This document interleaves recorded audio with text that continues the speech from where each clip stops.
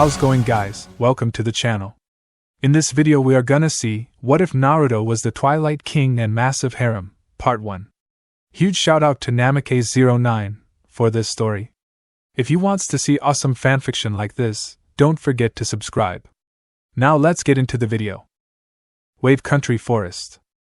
Zabuza Momochi, the Kirigakyo no Kijin, Demon of the Mist, and former member of the Kiri no Shinobigatana Nananin Shu, Seven Swordsmen of the Mist, had a look of glee in his eyes, and that reason was that not too long ago he had captured Copy Ninja, Kakashi Hatake, or also known as Sharingan no Kakashi, Kakashi of the Sharingan, in his Water Jutsu Suiro no Jutsu, Water Prison Technique, and one of his Mizu Bunshin, Water Clone, had struck and injured Kurenai Yuhi in the shoulder with Kubikiri Hocho, decapitating carving knife, leaving their genin squads and the bridge builder Tazuna helpless.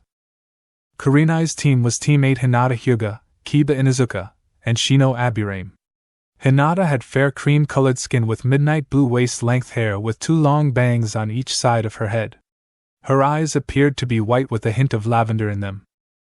Her outfit comprises of lavender and cream zip-up sweater with lavender cuffs over a black fishnet collar shirt with navy pants and black-heeled sandals.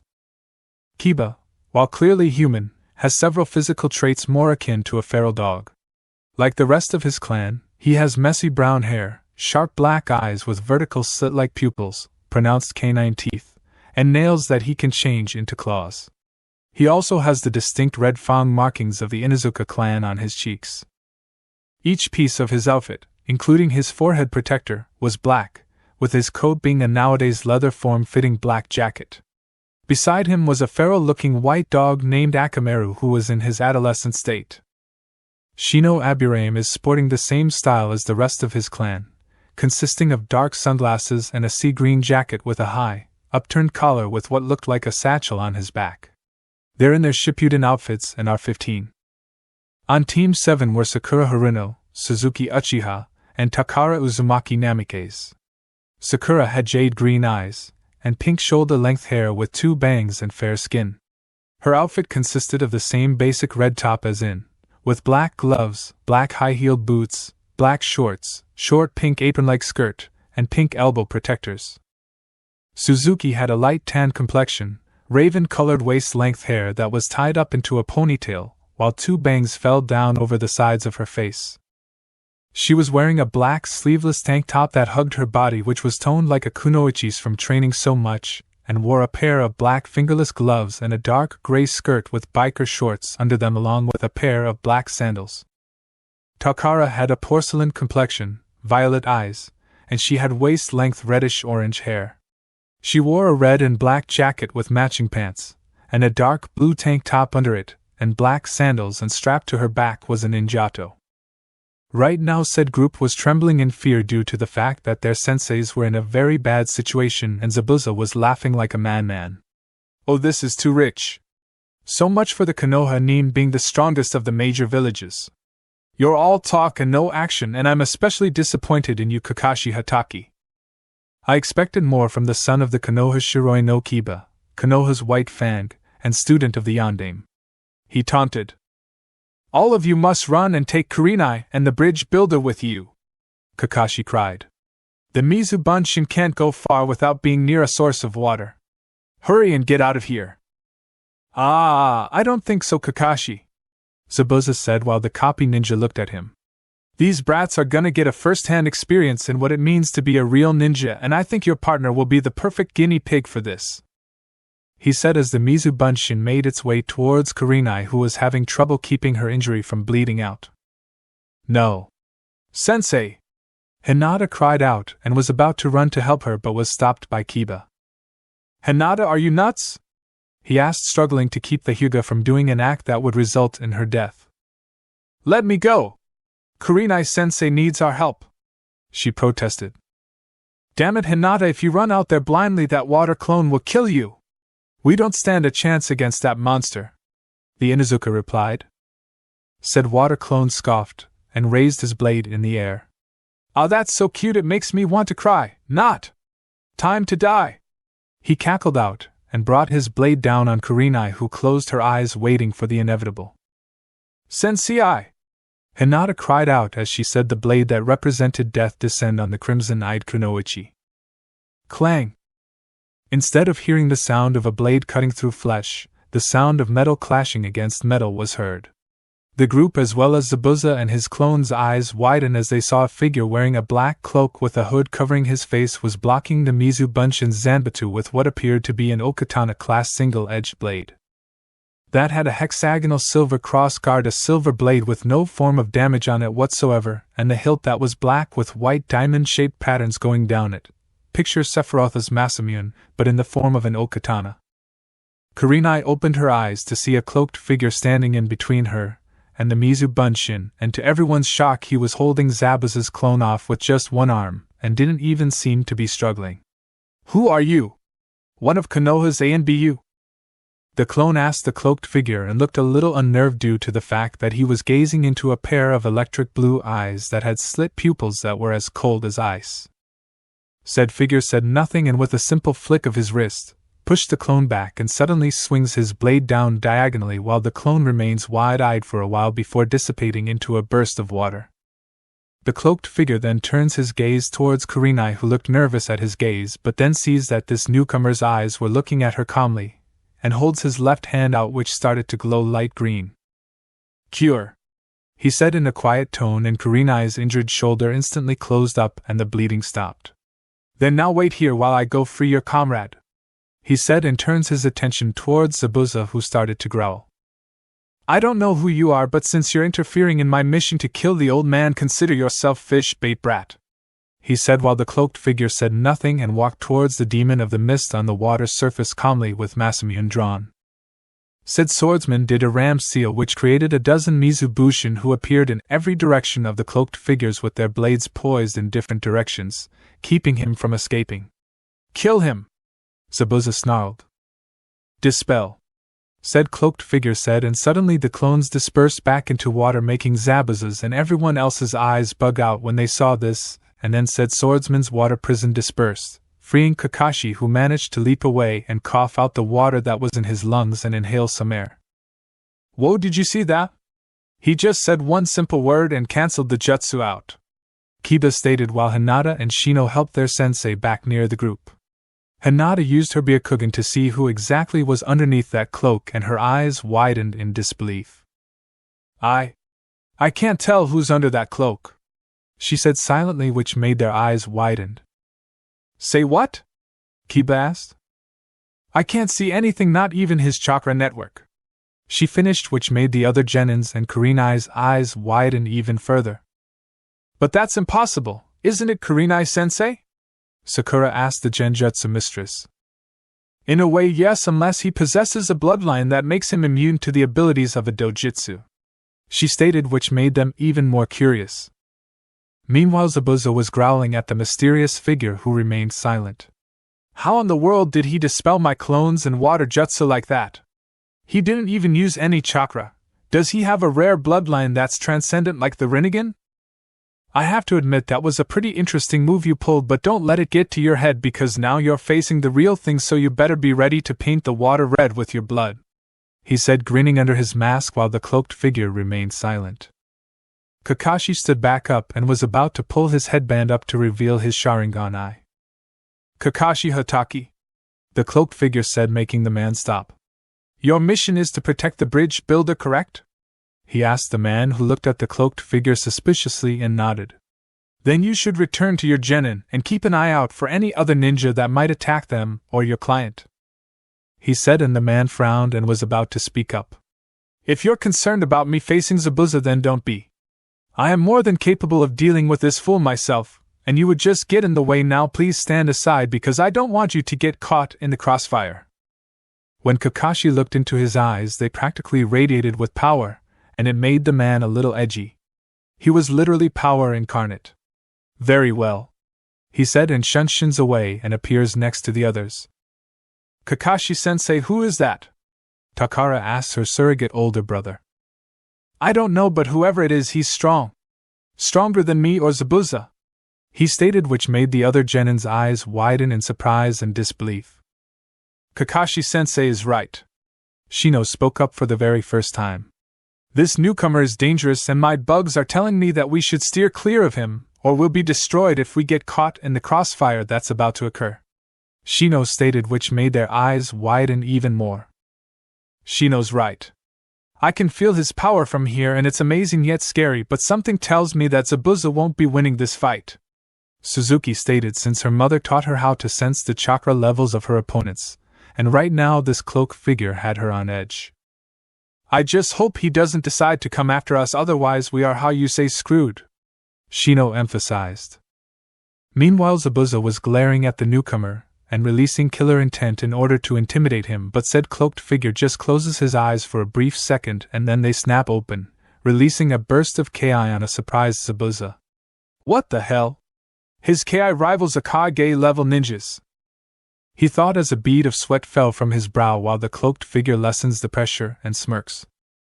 "Your little intimidation act won't affect me, demon of the mist, and as for painting the water red with my blood, I'd like to see you try," he said, and instantly ascended towards Zabuza with Masamune drawn back with surprising speed that shocked Zabuza Mamichi. Zabuza barely had enough time to pull Kubikiri Hocho out as the mysterious ninja swung his blade at the man. When their blades clashed, a small shock wave was released from the impact that made the water underneath them ripple out violently and create small waves. Zabuza grunted as he tried to push his blade forward with both hands on the hilt, but his opponent wasn't even struggling and was merely using one arm. "Don't look so surprised, Momochi-san. I may be young, but I'm no pushover," the cloaked figure said with a grin on his face. "You better stop holding back or I will not hesitate to take you or your hiding assistant down," he said, which made the man's eyes widen.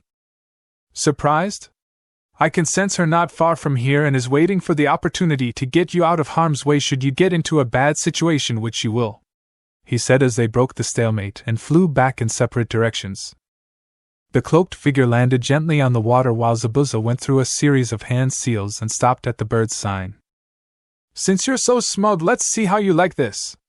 Suetun, Suryoden no Jutsu, Water Style, Water Dragon Bullet." The water started to shift and rise from the lake and form into a water dragon with yellow eyes, and said creature roared and ascended towards the cloaked figure. The cloaked figure held his left hand up. "Waterga," he said, and large strands of water rose and swirled around him until it morphed into a drilling water cyclone that heads towards the dragon and drills through it, surprising Zabuza since the technique was his strongest. "Damn it! Suetun, Suijin Hiki, Water Release, Water Wall." A large wall of water rose in front of Zabuza and managed to block the technique. When the techniques dissipate, Zabuza realizes that the cloaked figure is gone. He looks around and was on his guard, senses something behind him, and pulls his blade off his back. "Aha! Gotcha!" he said as he swung his blade diagonally only to hit nothing behind him. "What the ACK?" he cried out due to the fact that a blade protruded out of the middle of his chest. "No! I got you," the cloaked figure said while Zabuza chuckles and then disperses into water, and the real Zabuza appeared behind the cloaked figure with Kubikiri Hocho raised. "Wrong! Your history!" Zabuza cried out and swung down and sliced the cloaked figure in half while the man grinned like a maniac, but that grin turned into a frown when the cloak fell and revealed no one. The figure he killed once again landed behind him. "Well, that was close. You killed my cloak," the figure said, and Zabuza slowly turned around, but his eyes widened in disbelief. The other ninja and the bridge builder's eyes bug out in disbelief. "Sensei," Kakashi said quietly. "What's my dad doing here?" Takara asked in disbelief. What they all saw before them was what appeared to be a 15-year-old teenage version of the Yondaime Hokage. The figure was 5 feet 8 inches and had shoulder-length silver blonde hair with jaw-length bangs on the sides and seemed to have silver highlights in them. His eyes were an electric blue color with a hint of green around the pupil. He was wearing what appeared to be a black and silver-white organic form-fitting bodysuit, similar to Rika's dark mode and Vegeta's black and white organic bodysuit. The suit has a silver-white color on the chest and part of the torso with what appeared to be the Kingdom Hearts emblem on the chest. The black fades to silver-white around the bicep and forearm and comes with white that are tucked under the suit. It has silver-white feet and shins that fade into black legs. It has a silver-white belt and a cloth around his waist, opening in the front. The cloth is an off-white color that fades into black and is ripped all around at the bottom, and from the looks of it, his body, he has a muscular build that gave him both speed and strength. He was Naruto Uzumaki Namikaze. Zabuza took a step back as he saw who appeared to be the first man in history to ever gain a SS class status in the bingo book and flee on sight order. "Why yondame?" he asked while said blonde grinned and twirled Masamune in his hand. "Sorry, you must be mistaking me for someone else, Zabuza-san. I may look like him, but do you see a Konoha headband on my head?" he asked with humor in his voice, which made the man snap out of his stupor. "Well, that's relief. I honestly thought you were the Kiroi Senku, Yellow Flash, for a second there," he stated. "Maybe, but you could say that I'm related to him in a sense. I am after all a Namikaze by blood," Naruto stated, which made the man's eyes bug out, and the same with the other ninja, especially Kakashi and Takara. "You're bluffing. Aside from the redhead, Minato, Namikaze doesn't have any other living relatives," Zabuza yelled while Naruto chuckles. "Believe what you want, because frankly I don't care. Now then, I believe we have a fight to finish," he said, and started to do a series of one-handed seals at Kage level speeds, shocking everyone until he stopped at a ram seal and inhaled oxygen into his lungs. "Katon, Daimonji, fire release, fire blast." Naruto suddenly unleashes a stream of white fire from his mouth that forms into a fire kanji and heads towards Zabuza at high speeds. Zabuza curses and does another hand seal, making an even larger wall of water appear in front of him, but when the fire attack made contact, an explosion occurred which shook the area. Zabuza was seen skidding across the water, but he flips back on his feet, and then creates a dozen water clones that suddenly dash into the mist, and he panted as he got up. "This is insane," he said, and looked at the scorch marks on his arms and right leg and grunts in pain when it throbs. "Shit, my leg is burned badly. Even though I blocked that attack, the heat from it scorched me badly," he commented, and heard the sound of blades clashing for a while until he heard the sound of a blade cutting through flesh and water dispersing until the final clone was cut down and Naruto's shadowy figure walked slowly towards Zabuza.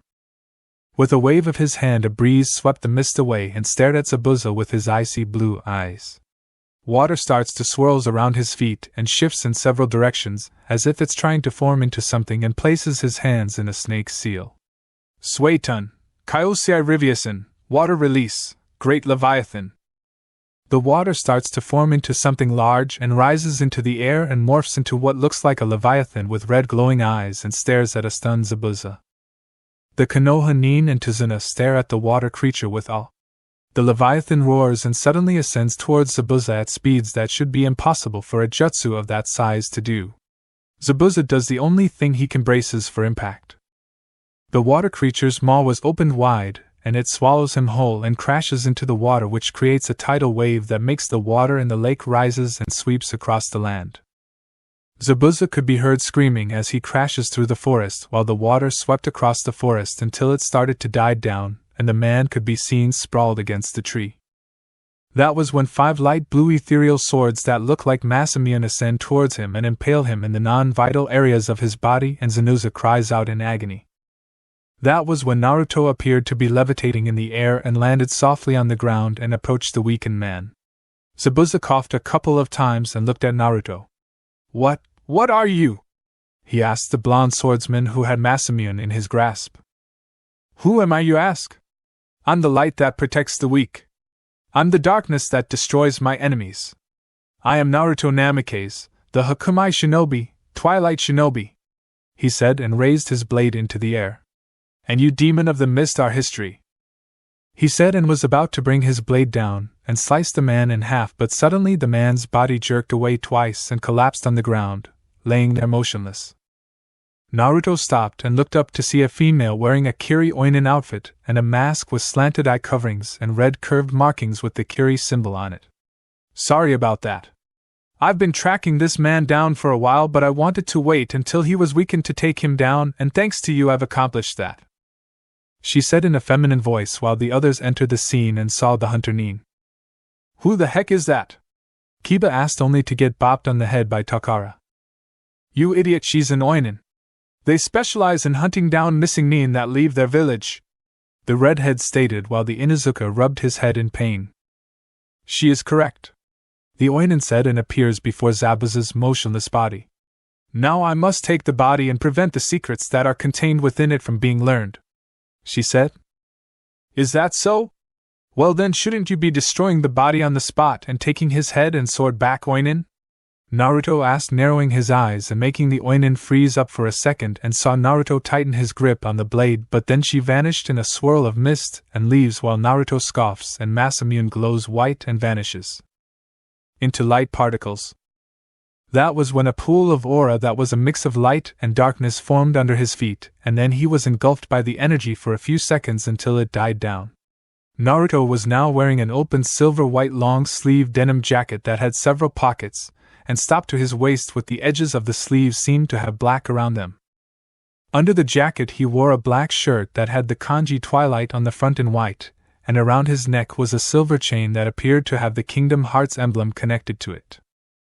He also wore a pair of silver-white pants with black around the edges of the pants that had a couple of pockets on them, and wore a black belt that seemed to have several small scrolls attached to them, and he also wore a pair of black, silver, and white shoes, the one Ventus wears but their normal size like Riku's, and wore a pair of black fingerless gloves with metal iron plating on them, with one having the Kingdom Hearts symbol on the left and the Twilight kanji on the right glove. Naruto then turned around to see the Konoha ninja just gawk at him, while he blinked a few times at them until he smiles and wave. Yo!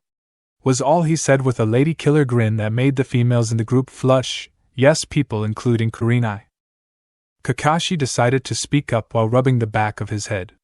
Thanks for helping us back there, we really appreciate it, he said while the blonde shrugs. You're welcome. I was in the area, and when I saw the fight not in your favor I decided to jump in and lend a helping hand, he said and looked at Kurenai. So how is the shoulder? He asked the red-eyed beauty. It's better thanks to you. By the way, what type of justo was that? All you said was cure and it healed up instantly? She asked while the rest of the group got interested and wanted to know how he did those techniques. Naruto blinks and rubs the back of his head as the group stared at him. Oh, that, well, it's a part of my bloodline, he answered, which made Kakashi raise an eyebrow. But you said you were a Namikaze, he stated. Yes, I did, and I am, but before I explain it, wouldn't it be smart to get your client back to his house? Naruto asked while Kakashi smiled sheepishly. Oh yeah, well, would you like to join us? Naruto, was it? Kakashi asked, and the blonde nodded, which made Kiba snicker. Your parents named you after a ramen topping? He said to himself, only to get bopped on the head by an annoyed Takara and Suzuki. Actually, my name is written the same way Maelstrom is in kanji Ritori Koinu, little puppy, Naruto remarked, which made Hinata, Takara, Sakura, and Suzuki snicker while Shino coughed lightly to keep from laughing. Kiba, on the other hand, had a tick mark on his head and growled at being called a little puppy, and tried to lung at Naruto, only for Kakashi to hold him back by the back his collar. Akamaru's sweat dropped at how his master was acting. Now, Kiba, it wouldn't be wise to attack someone out of anger, especially if that someone could take down a guy like Zabuza without even trying, Kakashi stated while the Inuzuka calmed down and just glared at the blonde who had his hands in his pockets. Anyways, hey old man, how far is your house from here? Naruto asked Tazuna. Disrespectful Gakis. It's only 3 miles from here, why? He said, and saw Naruto close his eye for a second, and a white aura outline surrounded his body until it faded away, and he opened his eyes once again. Now reason, I know where your house is, so I'll just send you there without you having to walk, he said, and snaps his fingers, which confused them until a large black portal formed under them, and they all cried out as they fell into the abyss while Naruto snickers and jumps in as well as the portal closes behind them. Tazuna's house. The portal opened up in the sky, and the Konoha Nin and Tazuna fell out of the portal and into a pile on the ground, groaning. Oh, Kami, my lumbago! Tazuna cried out in pain. Sukuzi, get you butt off my head, Takara said to the female Uchiha. Naruto was the last one to exit and landed softly on the ground. Well, we're here, he said as the 3 girls and Kiba stood up and glared at Naruto while Shino fixed his coat. Kakashi helped Kurenai and Tazuna up and looked back at Naruto. Next time warn us before you do that, cause falling into a black hole isn't my idea of fun, The copy nin stated while Naruto raised an eyebrow. Didn't know the son of the Shiroi no Kiba, White Fang, was afraid of the dark. He replied, which made the man's eye widen a little. What? You both look the same minus the headband covering your Sharingan eye, since no one in the village has gravity-defying silver hair like you or your pops, the blonde said. Good point. Well then, shall we? Kakashi said as he and Tazuna were about to enter the door until the same black portal opened up as the man entered and closed behind him. Kurenai was about to ask Naruto why he did that until the same portal opened behind them and Kakashi and Tazuna exited out of it once more and blinks in confusion, while the others pointed at Naruto. Dudes, where are your manners? You should always let a lady or ladies enter first, Naruto said, which made the two sweat drop and the females grinned. Glad to see there are some gentlemen left out there in the world. Thank you, Naruto, Kurenai said while the young Namikaze had a huge grin on his face while the girls entered the house, as did the males. Tsunami-chan, I'm back, Tazuna called out in the house. That was when a woman in her mid-20s with long raven hair entered the living room. She appeared to be 5 feet 4 inches with fair smooth skin, obsidian eyes, and wore a pink short-sleeved t-shirt with a long blue skirt that stopped to her ankles and hugged her body. Two-sen, you're back, Tsunami said as she went to hug the man who returned. Yep, I sure am, thanks to the ninja I hired and the blonde Gaki over there, he said, which caused Naruto to have a tick mark on his head. I have a name, you old drunk. It's Naruto, not blonde Gaki, Naruto stated as his brow twitched. Tsunami saw them and smiles. Thank you all for helping my father, she said, bowing to the ninja. You're welcome, Tsunami-san, Kurenai replied. Hey Gigi, you home? A young voice called out, and they all saw a boy wearing black overalls with a green hat and black sandals. Tazuna saw his grandson and grinned. Inari, come here and give your dear old grandpa a hug, the man said, and he did and saw the Konoha ninja. These are the guys who brought me home safely, and you should have seen the super awesome blonde kid take on this one ninja that almost had us. It was incredible, he said, which made the Konoha nin's sweat drop when they heard him say super. Inari looked at the blonde kid and blinked a few times. Really? He doesn't look like much, the young boy stated while Naruto chuckles at this. Well, kid looks can be deceiving. I am a ninja after all, even though I'm not tied to any village, he stated while Maid Inari blinked. Really? Then prove it, Inari challenged while Naruto shrugs. Sure. Naruto does a series of hand seals but then stops and holds his palm out. That was when water swirled around the palm of his hand and morphed into a water orb until ice started to cover it, making it into an ice orb. Everyone's eyes widened in amazement when they saw what Naruto did. Is this enough proof for you? Naruto asked while the ice ball started to crack and then exploded into ice but then reverted back into water and back into moisture in the air. A few minutes later, after everyone got settled in, Naruto was sitting on a tree branch with his back leaning against the tree and his hands behind his head with a saban in his mouth until he heard Takara call out his name. Hey Naruto! She called out, and the blonde opened one of his eyes and looked down to see the red head waving at him. Naruto suddenly blurs away and appears in front of her, surprising the redhead. Wow, that was fast, she stated. What's up, Takara-chan? He asked, and she blushed a little at the suffix he used, and rubs the back of her head. Not much. Kakashi and I-san wanted to see if it was possible for you to join us for our training since that Zabuza guy is still alive, she asked. Sure, why not? He said and placed a hand on her shoulder, and then they disappeared in a flash of white light. The Forest of Chakra. Team 7 and Team 8 were in the forest waiting on Takara and Naruto until a flash of white appeared before them, and they were shocked when they saw Naruto and a bewildered Takara. That looked similar to Sensei's Hiraishin, only it was white, Kakashi thought, but then snapped out of his stupor. Glad you could join us, Naruto. We were about to train for when Zabuza and his helpers show up again, he said.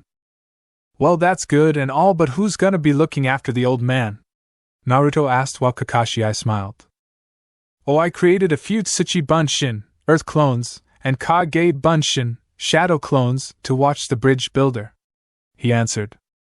So what exactly are you gonna teach them aside from chakra control? Naruto asked, which made the two Jonin's eyes widen. Matter of fact, did you two happen to have taught them any of the chakra control exercises? He asked and got nods from them. So which ones do they know so far? Kakashi thought about it and spoke up. Tree climbing and water walking, he answered. I see. So have you taught them how to dodge projectiles such as long-range jutsu and weapons yet? He asked, and they shook their heads, unaware of the gleam in his eyes. Well, then there's a lake nearby that we can use, and I'll personally help them with the exercise, he said with a grin on his face, but the two sweat dropped when they thought they saw the form of the Shinigami with the kanji for torture hovering over Naruto. Kakashi, Kurenai said, getting the man's attention. Yeah? He asked. Is it me, or am I seeing the Shinigami hover over Naruto and stare at our student with hunger in his eyes? She asked the copy ninja, who now had a sweat drop on the back of his head. No, I'm seeing it too, he said as the sweat drop grew bigger when he saw the Shinigami pull out a dagger and lick it hungrily. We just condemned them to the fate worse than death, he commented. But then I smiled. Oh, well, better them than us, he said nonchalantly, which made the woman stumble a little and look at the man in shock. Suzuki, on the other hand, saw the look on their faces and raised an eyebrow. Hey, Takara-chan, said Redhead, looked at her best friend. Yeah? Takara asked. Why is your Aniki and Kurenai-sensei looking at us with pity in their eyes? The female Uchiha asked, but then turned her gaze at Naruto, who was grinning at Team 7 and 8, but for some reason she felt a shiver go down her spine. Never mind, I think he's the reason why, she said in shudders. Kakashi and Kurenai didn't know whether to be impressed or scared due to the fact that Naruto was launching lightning bolts and fireballs at the genin he was training on top of the lake, who were desperately dodging the attacks, as well as the kunai and shuriken the Naruto clones were chucking while they used their chakra to keep balance on top of the water, and by the huge sweat drops on the back of their heads the blonde was enjoying seeing their students evade attacks like their lives depended on it. Kakashi, don't you think we should stop this? Kurenai asked the silver-haired man, who saw a fireball hit Kiba in his posterior and made the Inuzuka howl in pain. My butt's on fire! He screamed out while running around on top of the water trying to put the fire out. Akamaru got zapped by a thunderbolt and yelped out as he was electrocuted, and his fur stood on the ends while static coursed through his fur. You're kidding, right? Kakashi asked the red-eyed Kunoichi. Sensei save us! Sakura cried out, but then eeks and leaned backwards, barely avoiding a large fireball that whizzed past her face and hit a tree that burst into flames. Said pink-haired Kunoichi looked at the burning tree and had a horrified look on her face. You baka, are you trying to kill me? She screamed while shaking her fist at the grinning blonde, who created another fireball made the girl turn whiter than a sheet of paper, but instead of launching it, this one fire miniature fireballs at her feet, which made the girl bounce around yelping. That's right, my little ballerina, dance for me, he said, cackling like a madman while the Jonin's sweat drops grew even larger. Sensei and Kushina-Niki are gonna kill me if Takara comes back home scorched and bruised, he said while covering his face with his hand. While this was happening, Takara and Suzuki were sweating bullets as they saw their friends and teammates being tortured. He's crazy, Suzuki said while Takara nodded her head. I say we run while he's not looking, Takara said. Oh, really? Their blood froze as they heard the familiar voice behind them and saw Naruto looking down at them with an evil gleam in his eye. And just where do you two think you're going? He asked in a kind yet dangerous voice while smiling. Takara and Suzuki, on the other hand, were sweating even more bullets and praying to Kami to save them from this psychopath. Now if I were you two, I'd run, he suggested as his hand cackled with electricity, making them pale even more. I want my mommy, Takara whimpered. In Konoha, Kushina was talking with Sum and Yoshino at a cafe, and the redhead sneezed. Kushina-chan, you're not coming down with a cold now, are you? Yoshino asked. No, I think someone's talking about me. It must either be Minato-kun or Takara-chan's in danger, she said nonchalantly while the two sweat dropped. While Kushina, just wow, Sum replied. What? Takara is a big girl, the redhead answered. Back in Wave Tizuna's house. The genin were sitting on the couch groaning in pain due to the training Naruto had them do.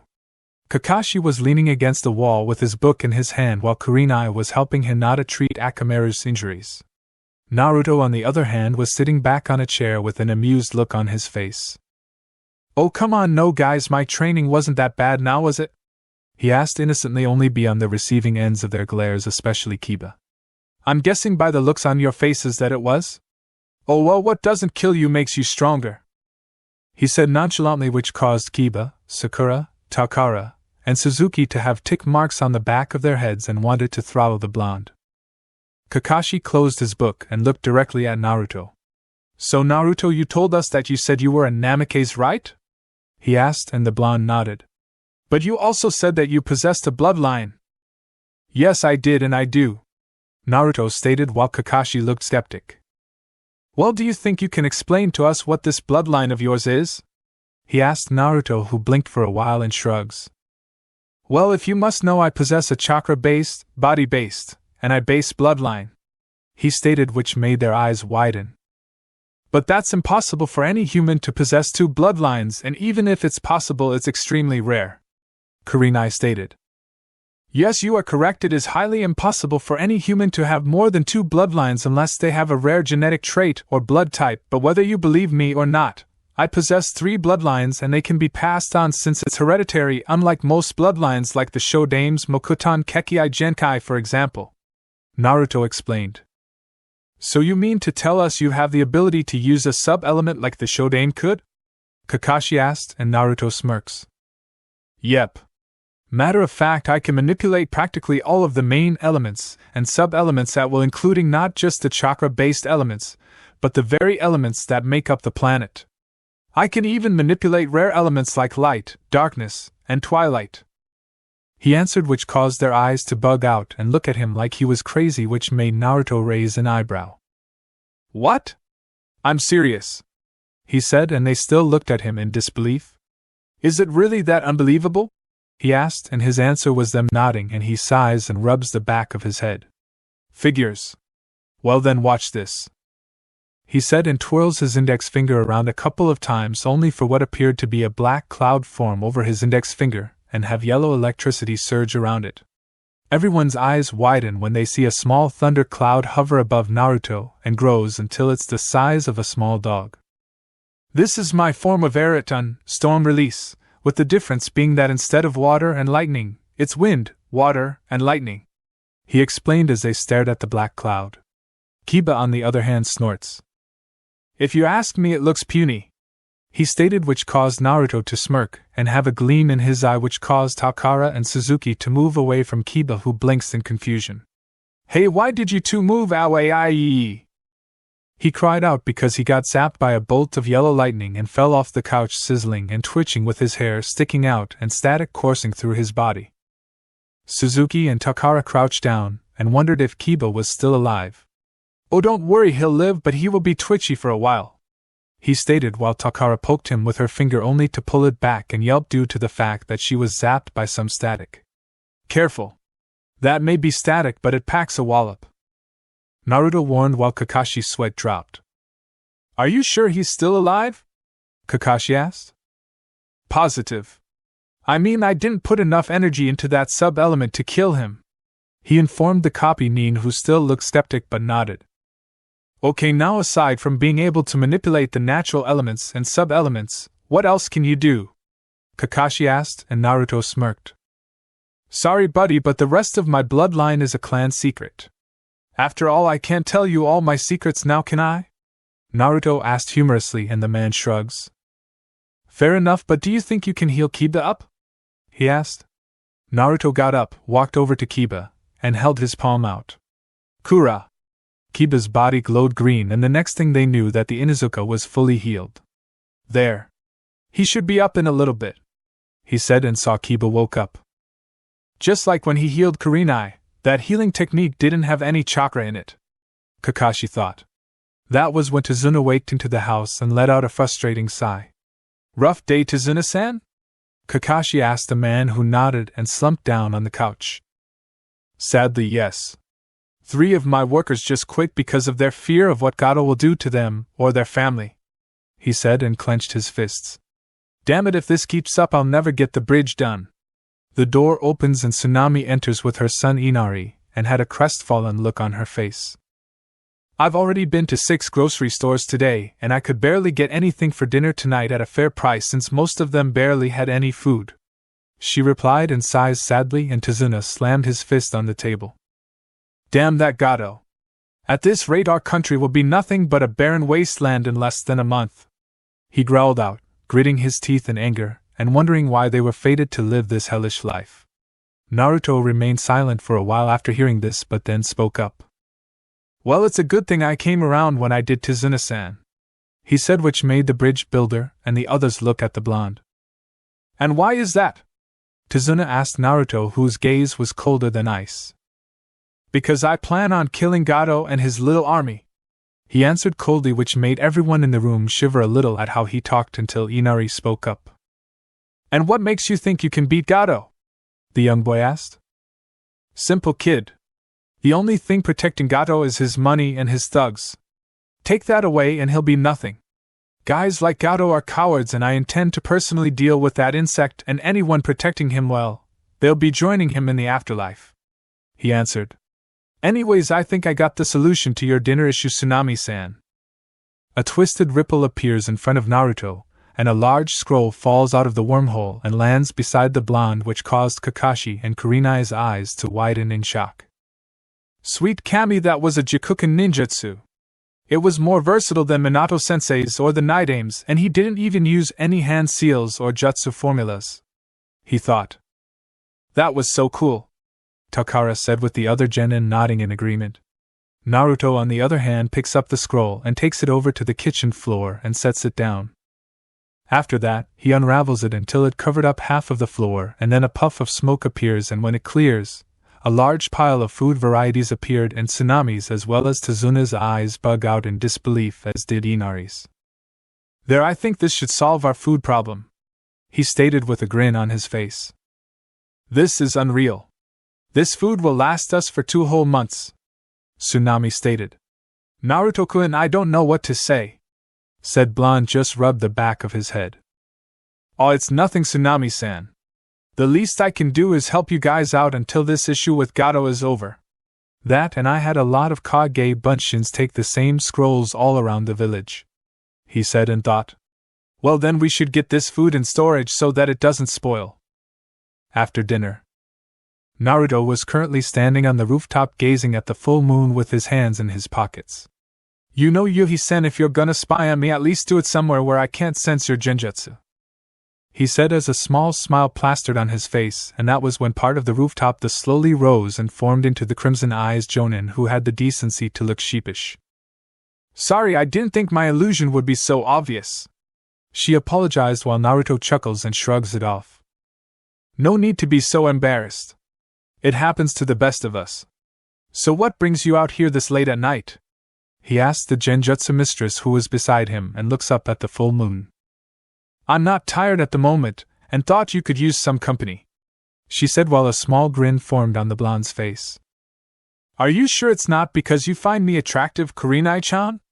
He teased, which made her face heat up a little, and the blonde laughed, and said, Kunoichi huffs up. You do realize that I'm a couple years older than you, right? Besides, I never took you as the type to be into older women, she said humorously, while the blonde raised an eyebrow. Really? So that would mean you're in your early 20s. Big deal, plus I've had my fair share of kills when I traveled, and yeah, I do find older women interesting, he said cheekily. Oh, and why is that? She asked suspiciously. Well, for one thing, you're more mature and experienced than the females my age, and you take your career seriously. Another thing is that you're drop-dead gorgeous, he complimented, which made her eyes widen a little. It was a good thing I stopped that clone from killing you, otherwise I would have hated myself for letting a pretty lady like you get chopped up. His response made her chuckle. Quite the charmer, aren't you? She asked with humor in his voice, and he simply shrugs his shoulders. What can I say? I'm gifted, he replied, which made her giggle, and he grinned. See, I made you giggle, he teased, and she responded by lightly punching him in the shoulder. All right, Romeo, you can knock it off, the Ice Queen of Konoha remarked. Okay, no need to hit me now. Hey, wanna see a trick? He asked, which made her raise an eyebrow. Sure. She asked and watched him reach into his pocket and pull out what looked like a black rock. Okay, now watch as I turn this rock into a diamond, he said, and cups his hand around the rock and rubs them together for a few seconds, and then holds his closed fist in front of her. Kurenai blinks in confusion until he opened his hand up, revealing a shiny diamond which made her eyes widen in awe. And that's not all. He placed his other hand over it, and when they part, the diamond was now formed into a miniature version of Kurenai, but in diamond form, who had her hand on her hip, and the other appeared to be brushing her hair back. Said Kunoichi's eyes grew even wider and was gobsmacked when it hovered over to her. Go ahead, take it, he offered, which made her snap out of her stupor and place the floating object in her hands and look at it for a while. Thanks, Naruto, she started to say as she looked up, only to see the blonde was gone. She looked around, blinking a couple of times. Where did he go?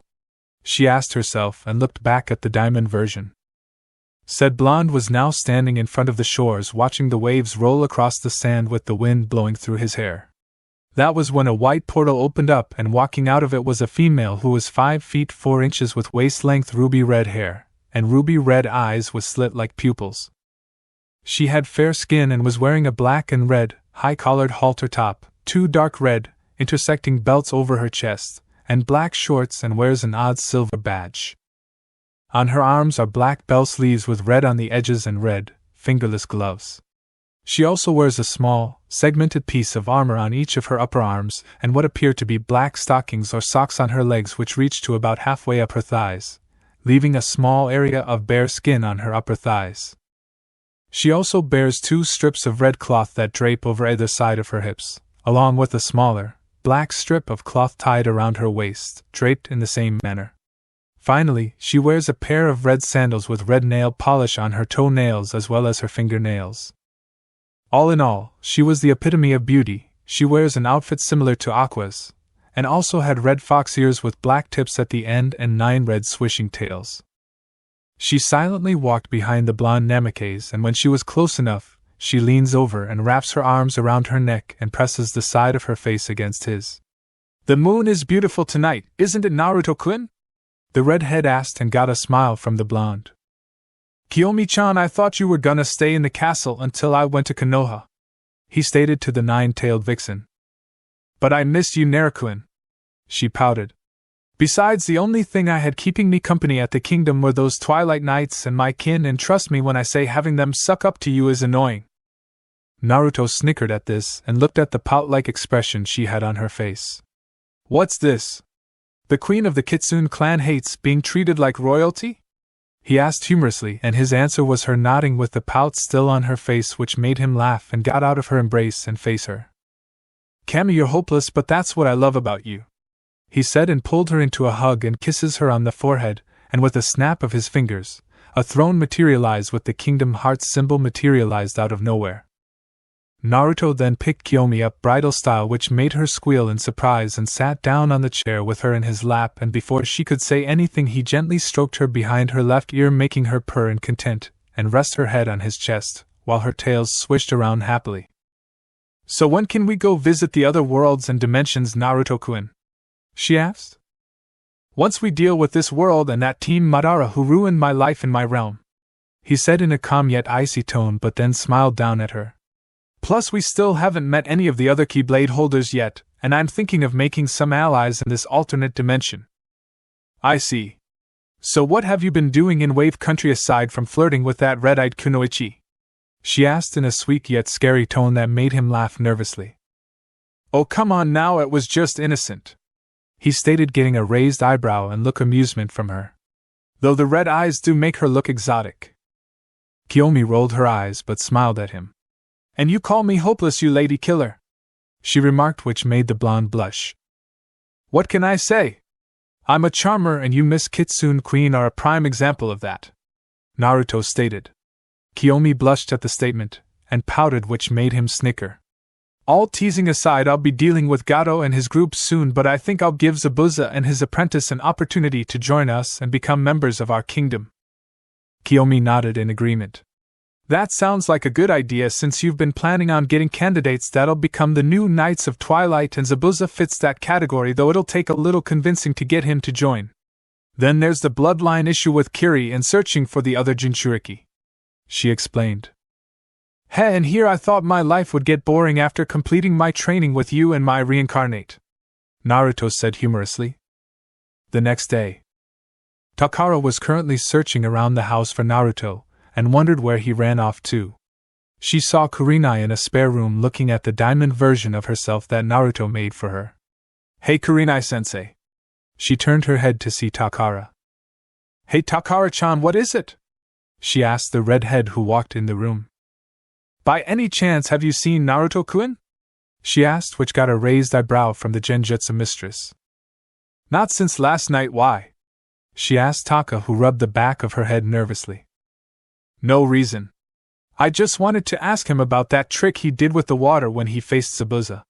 She then set her gaze on the diamond-carved version of the Genjutsu user. Say, where did you get that made? Kurenai saw Takara looking at the diamond statue and her face heated up. Oh, this? It was a gift from a friend. She answered and was inwardly cursing that she got caught up in gazing at the statue Naruto created. Takara, on the other hand, grinned. Oh? Is it from Asuma? She asked cheekily, only for Kurenai to scoff. That cheap chain smoker? No, not from him, it's a late birthday gift I got from Anko. She lied again. Takara blinked a couple of times and nods. Now why are you so concerned about Naruto-kun? Her question caused the redhead to blush a little. And no reason, I just wanted to learn that water technique from him is all. I swear it's not like I have a crush on him or anything. She stammered out and found the wall to be interesting. Kurenai, on the other hand, chuckles. To answer your question, I haven't seen him since last night. She answered and saw the crestfallen look on Takara's face. Someone looking for me? Asked a voice behind Takara, who shrieks and jumps away from the door only to see a blinking Naruto with his hands in his pockets. Wow, somebody's jumpy, he commented, causing the redhead to glare at him. That's not funny, and where the heck were you? The female Namikaze asked, who raised a brow. I met up with a friend who got bored and wanted to join me. She should be here. He was interrupted by a twister of fire that appeared beside Naruto, and when it dissipated, it revealed Kiyomi, but she kept her ears and tails hidden. Now, he finished. Kiyomi saw Takara and Kurenai and grinned. Hey, how's it going? I'm Kiyomi Namikaze, she introduced, which made their eyes widened. Another Namikaze? Kurenai asked, and the vixen shook her head. Not by blood. I'm his fiancée, she said, and draped an arm around Naruto, which made their eyes widen, especially when they saw a gold ring with multicolored diamonds around it. Fiancé? Takara asked, and for some reason felt saddened. Yep, but he'll probably gain more in the future, and I don't mind sharing. If you ask me, it would be a lot more fun since he does have to revive a powerful clan, she answered, which caused Takara to be stumped, since she knew if a male with a bloodline was the last of his clan, he could get multiple wives, and from the looks of it, Naruto and Kiyomi seemed happy with each other. Takara was about to speak up until Kiba, Suzuki, Sakura, Hinata, Shino, and Kakashi came running into the room. Kurenai-sensei! We felt a chakra spike in the room, and the Inuzuka started to say, but then his mouth dropped when he saw Kiyomi. Hot damn, who's the hottie? He asked with a grin on his face. My name's Kiyomi, and if you don't stop checking me out, mud, I'm gonna zap you with a bolt of lightning, she threatened as a spark formed on her index finger, which made Kiba back off and run behind Shino, whose brow twitched. And so that you know, I'm engaged to Naruto-kun here. To prove her point, she kissed Naruto on the cheek, which made their eyes bug out. You're engaged? A bewildered Sakura asked Kiyomi, who nodded and showed them her ring. Kakashi, on the other hand, whistled at the ring. That must have cost a pretty penny, he stated, and Naruto shrugged. I know, but money's not an issue for me. I'm loaded, he replied, while she wrapped her arms around his neck, while Kiba muttered about Naruto being a lucky bastard for scoring a hot chick only to be elbowed in the ribs by Takara. So I take it they're still going to train, right? Naruto asked the Jonin, who nodded, and the others paled as they saw the smile form on his face. If you think I'm gonna go through that training you had us do yesterday, Sakura growled out only for Naruto to cut her off. That? No, I won't have you go through that. I just did that to scare the hell out of you guys because I was bored.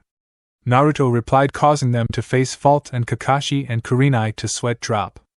No, I'm gonna have you guys do some real training by revealing your elemental affinities. He replied, which made them look confused until Suzuki spoke up.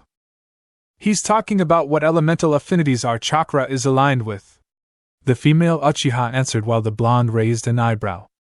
Takara and I learned it from her parents. Suzuki explained, getting a nod from Takara. I see. So what affinities are you aligned with then, Suzuki-chan? Naruto asked. I'm affiliated with fire and lightning, she answered. 2 affinities? That's pretty impressive. And you, Takara-chan? Naruto asked the redhead. I gained wind from my 2-san and water and earth from my ka-san, and I seem to have a strong affinity for fire due to my condition, she quoted, and Naruto nodded. For affinities? You're full of surprises, huh? Naruto asked humorously while she grinned. Naruto reached into his coat and pulled out what seemed to be paper and held them out. Then I need the rest of you to each take one of these chakra papers and channel a little bit into the paper. If it's fire, it'll burn, water will make it soak, earth will turn into dust, lightning will crumble up, and wind will cut it in half, he instructed. So Sakura, Hinata, Shino, and Kiba each grabbed a paper and channeled a little chakra in the paper. For Sakura, it turned to dust and burned. For Hinata, hers got soaked and crumbled. For Shino, it was earth and wind, and for Kiba his crumbled and split. Wow, you all have more than one affinity. That's pretty impressive, he stated. Now then, I think we should head out and get started on you all learning elemental jutsu, if it's alright with your teachers, of course. Kakashi and Kurenai looked at each other and nodded. Great, so you'll all start off with some low-rank jutsu, he said, pulling out some small scrolls and tossed them to Kakashi and Kurenai. Oh, and I'm gonna borrow Takara-chan and Suzuki-chan for a while, he stated, getting a raised brow from them. May I ask why?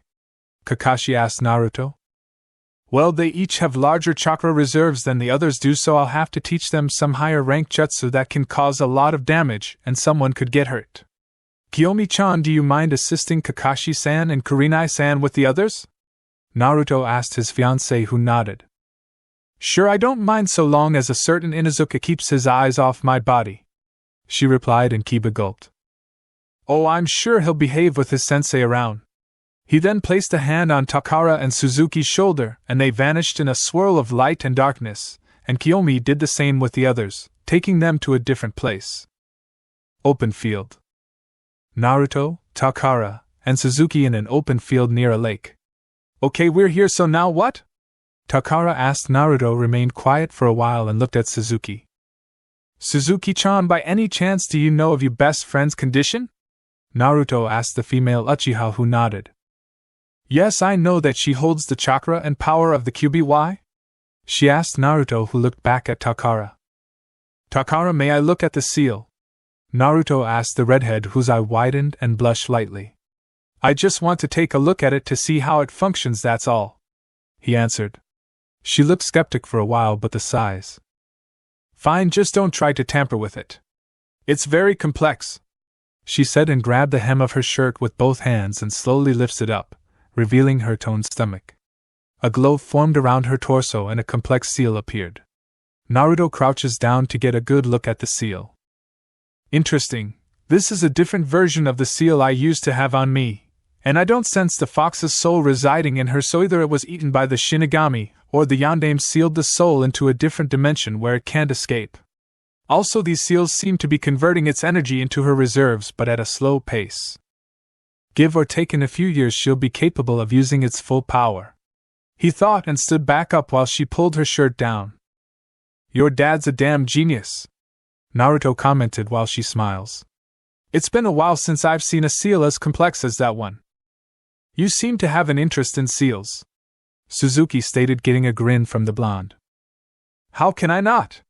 Both the Namikaze and Uzumaki clan were well known for their knowledge in the art, since very few know how the advanced seals work aside from a few. Plus, I happen to be highly skilled in the art since I made a few of my own, Naruto answered. Now then, let's get started on your elemental training, he instructed, getting a nod from them. Alright, that's it for today's video, guys. Let me know in the comments section how was the story, and also don't forget to like, share, and subscribe. I will meet you in another video. Peace out.